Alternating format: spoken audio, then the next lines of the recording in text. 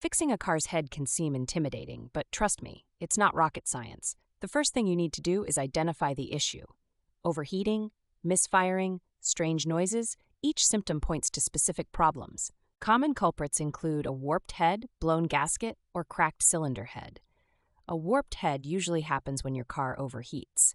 A blown gasket shows itself with white exhaust smoke or coolant mixing with the oil. Start by removing your car's cylinder head.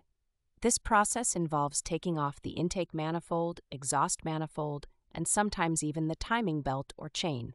Make sure to label everything. It's easy to lose track. Here's the biggest pain point: keeping the job organized. I use a cheap tackle box for bolts, labeling each compartment for parts. If you mix up where stuff goes, you'll still be sitting in your garage next Christmas. Once the cylinder head is off, inspect the surface carefully for cracks or warping. Use a straight edge and feeler gauge to measure warping.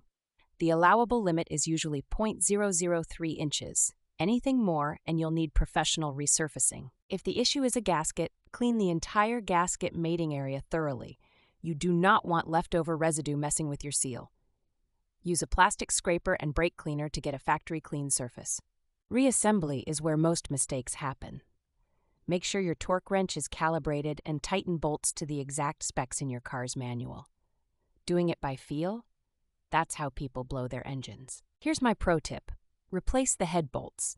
Most are designed to stretch and won't hold torque properly if reused.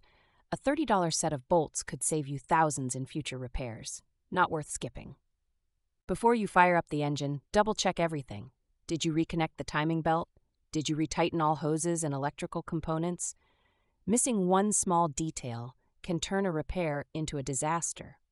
If your car still doesn't run right, it's probably a deeper problem in the engine block.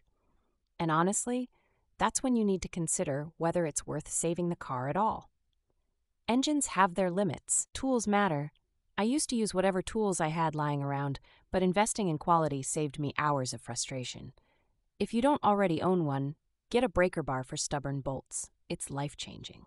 There's something immensely satisfying about doing this yourself. You take a broken car, and with just some tools and patience, you make it work again. It's like solving a puzzle, but the reward is way cooler.